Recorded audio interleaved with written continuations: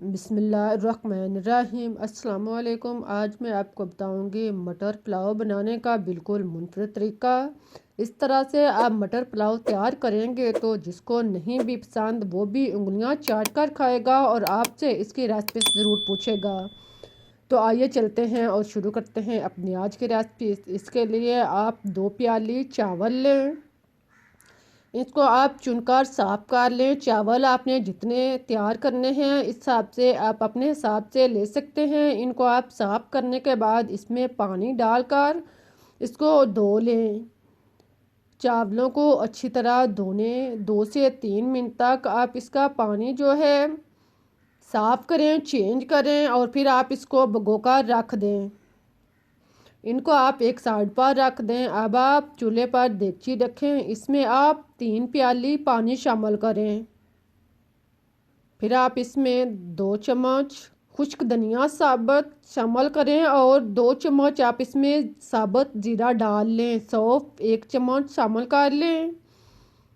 2 बड़ी इलायची डाल लें। दालचीनी के 2 से 3 टुकड़े इसमें शामिल कर लें। काली मिर्च साबुत 1 अदद 1 चम्मच डाल लें और सब्ज़ इलायची 3 से 4 अदद शामिल कर लें। कड़ी पत्ता 2 अदद इसको आप तोड़कर छोटे छोटे टुकड़ों में तकसीम कर लें और फिर आप इसमें डालें। अब आप चम्मच लाकर इसको अच्छी तरह मिक्स करें। फिर आप इसका ढक्कन बंद करके इसको पकने दें। इसे आप तकरीबन 10 से 12 मिनट तक पकने दें ताकि मसाले जो हैं वो अपना असर छोड़ जाएं।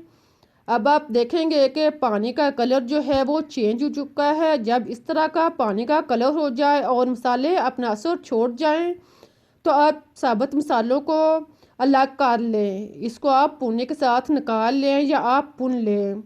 मसाले आप अलग करके एक साइड पर रख दें और पानी जो है इसको भूनकर एक साइड पर रख दें। अब आप चूल्हे पर देगची या कढ़ाई रखें जिसमें आपने चावल बनाने हैं। इसमें आप घी या ऑयल डालकर गर्म होने दें।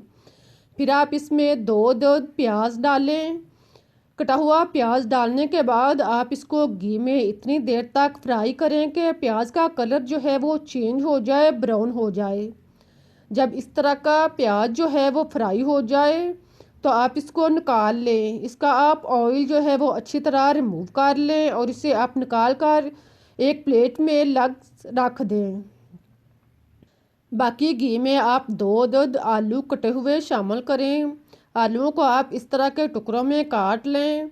आलू डालने के बाद आप इसको ब्राउन होने तक पकने दें। जब आलू घी के अंदर अच्छी तरह फ्राई हो जाए तो आप इसमें अदरक और लहसुन कुटा हुआ 3 चम्मच शामिल करें और इसे मज़ीद 2 से 3 मिनट तक फ्राई करें ताकि अदरक जो है वो अच्छी तरह ब्राउन हो जाए। फिर आप इसमें मटर के दाने शामिल करें। मटर के दाने डालने के बाद आप इसको मिक्स करें और 2-3 मिनट तक आप इसको पकने दें। इन सारी चीज़ों को आप घी में अच्छी तरह ब्राउन करें, तैयार करें। 1 अदद स्लाइस कटा हुआ टमाटर लार्ज साइज का इसके अंदर डालें और इसे मिक्स करें। टमाटर डालने के बाद आप 1 से 2 मिनट तक पकने दें। फिर आप इसमें चिकन पाउडर 1 चम्मच, अगर चिकन पाउडर नहीं है तो आप चिकन क्यूब डाल लें। इसको डालकर आप मिक्स कर लें। अब आप इसमें दही 1 प्याली शामिल करें। दही डालकर आप इसको मिक्स करें, चम्मच लाएं और इसको अच्छी तरह मिक्स कर लें। इसको आप 5-6 मिनट तक पकने दें ताकि दही जो है वो अपना पानी अच्छी तरह खुश्क हो जाए। जब दही इस तरह का सब्ज़ी इस तरह की तैयार हो जाए तो आप इसके अंदर पानी शामिल कर दें। पानी जो अभी हमने तैयार करके रखा हुआ था वो पानी आप इसमें शामिल करें। दूसरा पानी आपने इसमें नहीं डालना। पानी डालकर आप इसको चम्मच लाकर मिक्स करें और फिर आप इसके ऊपर स्लाइस कटा हुआ नींबू डाल लें।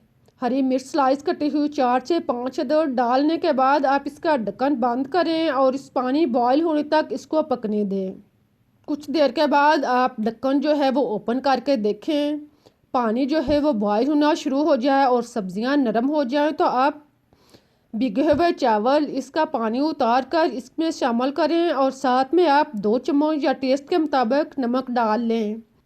आप इसको चम्मच चलाकर अच्छी तरह मिक्स करें। नमक को आप चावलों के अंदर अच्छी तरह जज़ब करें। इसके बाद आप इसके ऊपर ढक्कन रखकर आप इसको पकने दें यहाँ तक कि पानी जो है वो खुश्क हो जाए। जब चावलों का पानी खुश्क हो जाए, चम्मच के साथ इस तरह से पानी जो है वो लगे, इस तरह से चावल तैयार हो जाएं, तो आप इसके ऊपर प्याज का चूरा, ब्राउन प्याज जो है वो डाल दें। फिर आप इसके ऊपर कटा हुआ हरा धनिया डालें। इसके बाद आप इसका ढक्कन बंद करके इसको 8 से 10 मिनट तक लो आंच पर दम पर रख दें। 10 से 12 मिनट के बाद आप ढक्कन ओपन करें। अब हमारा बहुत ही मज़ेदार टेस्टी पुलाव तैयार हो चुका है। इसको आप मिक्स करें। देखें कितना अच्छा मज़े का पुलाव तैयार हुआ है। इस तरह से आप पुलाव बनाएंगे तो सभी उंगलियां चाट कर खाएंगे। अगर आपको मेरा तरीका पसंद आया है तो इसे लाइक करें, शेयर करें, चैनल को सब्सक्राइब करना मत भूलें, ताकि मैं आपके लिए इससे बेहतर और मज़े की रेसिपीज़ आपको टाइम तक पहुंचा सकूं। आप देखें कितना अच्छा नरम खिला खिला पुलाव जो है वो तैयार हुआ है। मुझे इजाज़त दें, फिर मिलते हैं एक नई मज़ेदार रेसिपीज़ के साथ। तब तक के लिए अल्लाह हाफिज़।